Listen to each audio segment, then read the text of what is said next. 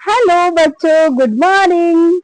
मेरे प्यारे बच्चों, आई होप, मुझे पता है आप लोग बहुत खुश होंगे और अच्छे से पढ़ाई भी कर रहे होंगे।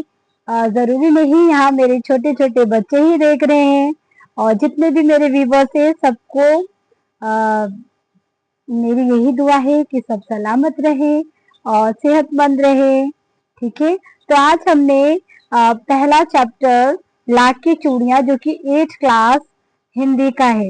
ये बोर्ड के लिए बहुत ही फायदेमंद है। आपके लिए बोर्ड की तैयारी अगर आप कर रहे हैं या करवा रहे हैं किसी को, तो आपके लिए बहुत फायदेमंद है। तो देखिए, पाठ को पढ़ना ही सबसे अहम बात नहीं होता, उसको समझना भी सबसे बहुत मुश्किल काम होता है। तो मैं इस तरीके से मैं आपको समझाने की कोशिश करूंगी कि आपको ऐसा ना लगेगा कि भाई ये कितना बड़ा काम है। ऐसा लगेगा कि हम कोई कहानी सुन रहे हैं या मूवी देख रहे हैं। अगर आप ऐसा सोच के पढ़ेंगे तो आपके लिए बहुत ही फायदेमंद की बात होगी। ठीक है, तो लेट्स गो, अब हम पढ़ना स्टार्ट करते हैं। सारे देखिए, जैसे कि ये लाख की चूड़ियां चैप्टर का नाम ही है। क्या है बेटा? लाख की चूड़ियां। इसको लिखने वाले कौन हैं? तो इनको लिखने वाले जो लेखक हैं वो है कामता नाथ। ठीक है ना? तो उन्होंने लेखक ने ही अपनी जिंदगी का सार बताया है इस पाठ के जरिए कि इसमें क्या क्या चीजें बताना चाहते हैं। तो देखो, अभी आगे पढ़ते हैं, उसके बीच में थोड़ी मैं बातचीत फिर करूंगी, फिर आगे पढ़ेंगे, फिर बातचीत करेंगे। ठीक है, ओके, लेट्स गो। सारे गांव में बबलू मुझे सबसे अच्छा आदमी लगता था, क्योंकि वे मुझे सुंदर सुंदर लाख की गोलियां बनाकर देता था। मुझे अपने मामा के गांव जाने का सबसे बड़ा चाव यही था कि जब मैं वहां से लौटता था तो मेरे पास ढेर सारी गोलियां होती, वो भी कैसी रंग बिरंगी गोलियां जो किसी भी बच्चे का मन मोह ले। अब देखिए, इसमें लेखक बताते कि वो गांव जब जाते थे ना, तो क्या होता था, वहां गांव में जो थे वो बबलू काका सबसे अच्छे लगते थे उनको। क्यों लगते? तो देखो, बच्चों को कोई भी इंसान क्यों अच्छा लगता है? तो जब हम बच्चों के लिए कुछ करते हैं या उनके पास या पसंदीदा कुछ चीज देते हैं, तो वो अपने क्या हो जाते हैं, दोस्त हो जाते हैं, फैन हो जाते हैं, वो आपको बहुत ही पसंद करने लगते हैं। तो यही लेखक बताते हैं कि बबलू काका मुझे अच्छे लगते थे। लेकिन क्यों लगते थे? क्योंकि वो लाख की रंग बिरंगी चूड़ियां बनाते थे ना, तो उससे जो बचता था लाख, उससे वो गोलियां बना के वो लेखक को दे दिया करते थे, जिससे वो क्या, बहुत खुश होते थे। अब आगे चलते हैं। वैसे तो मेरे मामा के गांव का होने के कारण मुझे बबलू को बबलू मामा कहना चाहिए था, परंतु मैं उसे क्या कहता था, बबलू मामा ना कहकर बबलू काका कहा करता था। जैसा कि गांव के सभी बच्चे मुझे कहा करते थे, बबलू का मकान कुछ ऊंचे पर बना था। मकान के सामने बड़ा सा सहन था। सहन का मतलब होता है आंगन। क्या था बच्चों? सहन यानी आंगन था, जिसमें एक पुराना नीम का वृक्ष लगा था। क्या लगा था बेटा? नीम का वृक्ष लगा था। उसी नीम के वृक्ष के नीचे बबलू बैठकर अपना काम किया करता था। बगल में भट्टी रहती थी, जिससे वे लाख की चूड़ियां क्या, लाख को क्या करते थे, पिघलाया करता था। सामने एक लकड़ी की चौखट पड़ी रहती थी, जिस पर लाख के जो बोते थे, लाख के मुलायम होने पर उसे सलाख के समान पतला करके चूड़ी का आकार देता था। पास में 4-6 विभिन्न प्रकार की बेलानुमा मुंगेरियां रखी रहती, जो आगे से कुछ पतली और पीछे से मोटी होती। लाख की चूड़ी का आकार देकर वे उन्हें मुंगेरियों पर चढ़ा कर गोल और चिकना बनाता, और तब एक एक कर पूरे हाथ की चूड़ियां बना चुकने के पश्चात वे उन पर रंग करता। ठीक है ना? यहाँ तो बात समझ में आई बेटा? उनके काम का प्रोसेस था ये। ठीक, बबलू ये कार्य सदा ही एक मचिए पर बैठकर किया करता था। मची एक छोटी सी होती है जिस पे लोग बैठते हैं, ठीक है ना, जैसा बहुत ही पुरानी थी, जो बहुत ही पुरानी थी। बगल में उसका हुक्का रखा रहता, जिसे वे बीच बीच में पीता रहता। गांव में मेरा दोपहर का समय अधिकतर कहाँ, बबलू के पास बीतता। वे मुझे लल्ला कहते थे। क्या कहते थे? प्यार से लल्ला कहते थे वे मुझे। वो मेरे पहुंचे ही मेरे लिए तुरंत एक मछिया मंगा देता। मैं घंटों बैठे बैठे उसे इस प्रकार चूड़ियां बनाते देता रहता। लगभग रोज की वे 4-6 जोड़े मीन्स होता है दोनों हाथ के जोड़े चूड़ियां बनाता। पूरा जोड़ा बना लेने पर वे उसे बेलन पर चढ़ाकर कुछ क्षण मीन्स होता है पल चुपचाप देखता रहता, मानो वे बेलन ना होकर किसी नव वधु यानी नई दुल्हन की कलाई हो। बबलू मनिहार था। मनिहार होता है जो लाख के काम करने वाले को मनिहार कहते हैं। चूड़ियां बनाना उसका पैतृक पेशा था, यानी पापा जो थे पिता जो थे उनके वही काम किया करते थे और वास्तव में वे बहुत ही सुंदर चूड़ियां बनाता था। उसकी बनाई हुई चूड़ियों की खपत भी बहुत थी। खपत यानी बहुत बिकती थी। उस गांव में तो सभी स्त्रियां उसकी बनाई हुई चूड़ियां पहनती थी। आसपास के गांव के लोग भी उसे चूड़ियां ले जाते थे, परंतु वे कभी भी चूड़ियों को पैसे से नहीं बेचता था।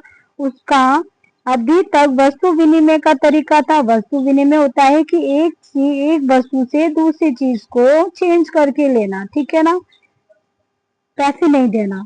और लोग अनाज के बदले उससे चूड़ियां ले जाते थे। बदलू स्वभाव से यानी उनकी आदत जो थी वो बहुत सीधा था। मैंने कभी भी उसे किसी से झगड़ते नहीं देखा था। कौन कह रहा है? ये लेखक कह रहे हैं यहाँ पे कि मैंने कभी भी किसी से झगड़ते नहीं देखा था। हाँ, शादी विवाह के अवसरों पर वे अवश्य जिद पकड़ जाता था, जीवन भर चाहे कोई उससे मुफ्त चूड़ियां ले जाए, परंतु जब शादी का अवसर था, विवाह का अवसर होता था, तो वे सारी कसर निकाल लेता था। आखिर सुहाग के जोड़े का महत्व ही और होता है। मुझे याद है मेरे मामा के यहाँ जब किसी लड़की का विवाह था, पर जरा सी भी किसी बात पर बिगड़ गया था और फिर उसको मनाने के में लोहे लग गए, यानी बहुत मुश्किल काम हो गया था उनको मनाना। विवाह में इसी जोड़े का मूल्य इतना बढ़ जाता था कि उसके लिए उसकी घरवाली को सारे वस्त्र मिलते, ढेरों अनाज यानी बहुत सारे अनाज मिलते, उसको अपने लिए पगड़ी मिलती और उसे जो मिलते तो अलग मिलते थे। यदि संसार यदि संसार में बबलू को किसी बात से चिढ़ थी तो वे थी क्या? कांच की चूड़ियां। यदि किसी भी स्त्री के हाथों में उसे कांच की चूड़ियां दिख जाती तो वे अंदर ही अंदर कुड़ उठता, यानी बहुत गुस्से में आता और कभी कभी तो 2-4 बातें भी सुना देता, है ना। मुझसे तो वे घंटों बातें किया करता, कभी मेरी पढ़ाई के बारे में पूछता, कभी मेरे घर के बारे में और कभी यूं कि शहर के जीवन के बारे में।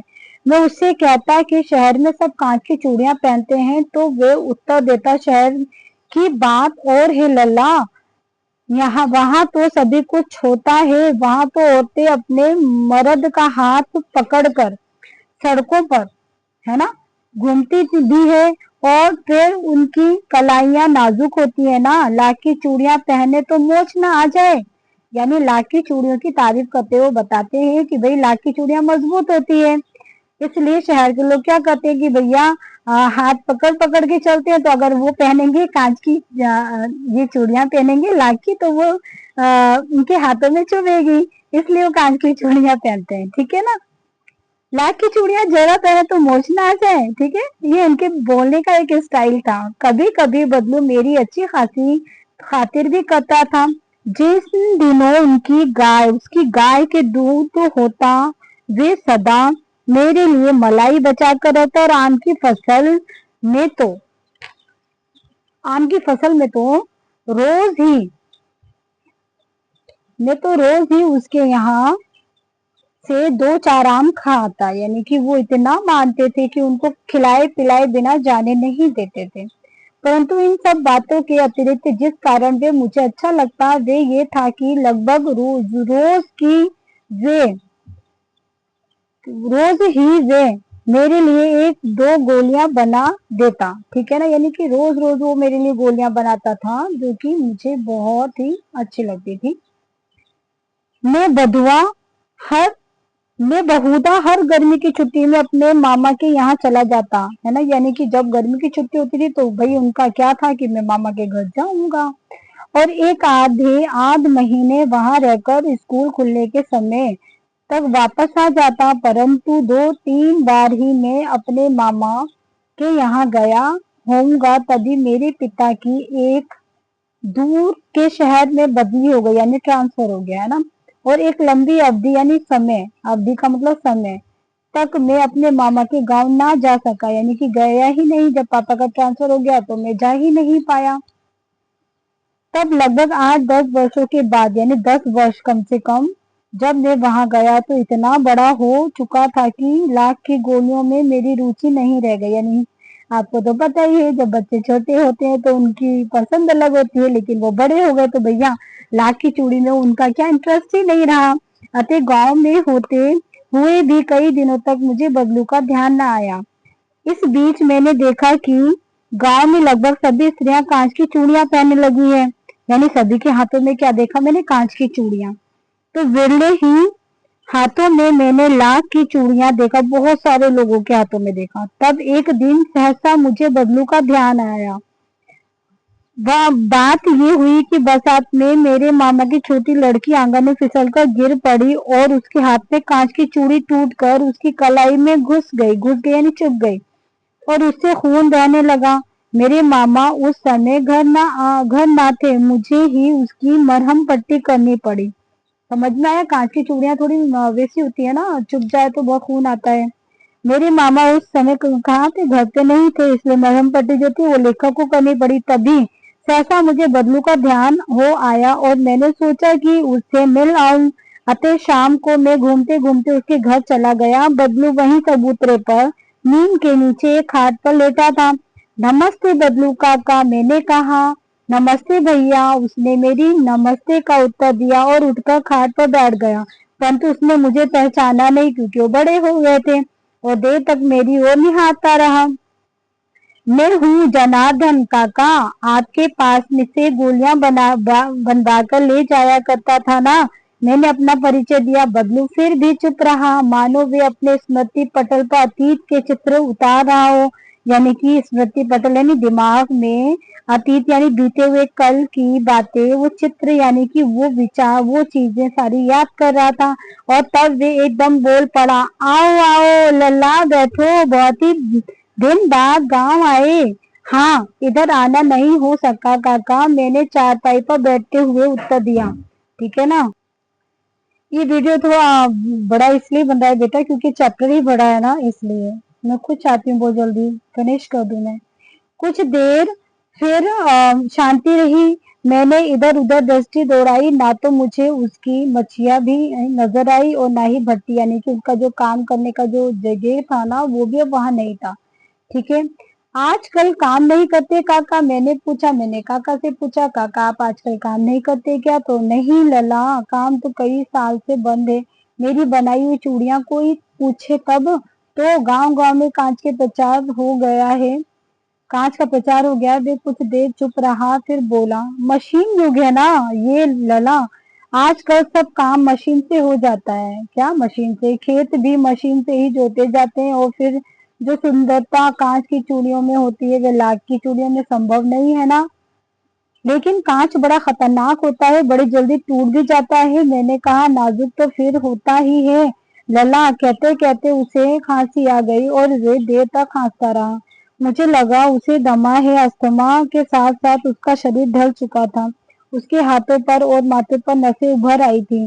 जाने कैसे उससे मेरी शंका भांप ली और उसने मेरी शंका भांपी और बोला, दमा नहीं है मुझे, फसली खांसी है ना। यानी दमा नहीं है मुझे, फसली खांसी है। यही महीनों 2 महीने से आ रही है, 10-15 दिन में ठीक हो जाएगी। मैं चुप रहा। मुझे लगा उसके अंदर कोई बहुत बड़ी व्यथा छिपी है, यानी कि परेशानी छिपी है। मैं देर तक सोचता रहा कि ये इस मशीन युग ने कितने हाथ काट दिए हैं।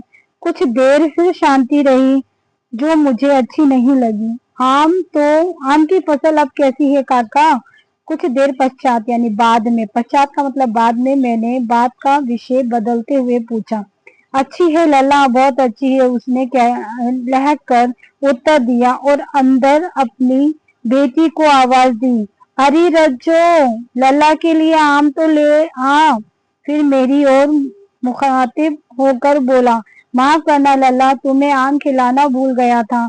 नहीं नहीं काका, आम तो इस साल बहुत खाए हैं। वाह वाह, बिना आम खिलाए कैसे जाने दूंगा तुमको। मैं चुप हो गया। मुझे वे दिन याद हो आए जब वे मेरे लिए मलाई बचा कर रखता था। गाय तो अच्छी है ना काका, मैंने पूछा। तो गाय कहाँ है लला, 2 साल हुए बेच दी, कहाँ से खिलाता। इतने में रज्जू उसकी बेटी अंदर से एक डलिया में ढेर से आम ले आई। ये तो बहुत है काका, इतने कहाँ खा पाऊंगा। मैंने कहा। वाह वाह, वे हंस पड़ा। शहरी ठहरे ना, मैं तुम्हारी उम्र में था तो मैं इतना इसका क्या चौगुने का आम खा जाता था। यानी कि बहुत ज्यादा आम खा लेता था मैं, जब मैं तुम्हारी उम्र का था तो। एक खपत में खा जाता, एक वक्त यानी वक्त में खा जाता था। आप लोगों की बात और है, मैंने उत्तर दिया। अच्छा बेटी, लला को 4-5 आम छांट कर दो, सिंदूरी वाले देना, यानी कि जिसका कलर थोड़ा रेड रेड हो। देखो लला कैसे हैं, इसी साल ये पेड़ तैयार हुआ है ना। वो बताते हैं कि बताओ देखे कि कैसा है, इसी साल ये पेड़ तैयार हुआ है। रज्जू ने 4-5 आम अंजुली में लेकर मेरी ओर बढ़ा दिए।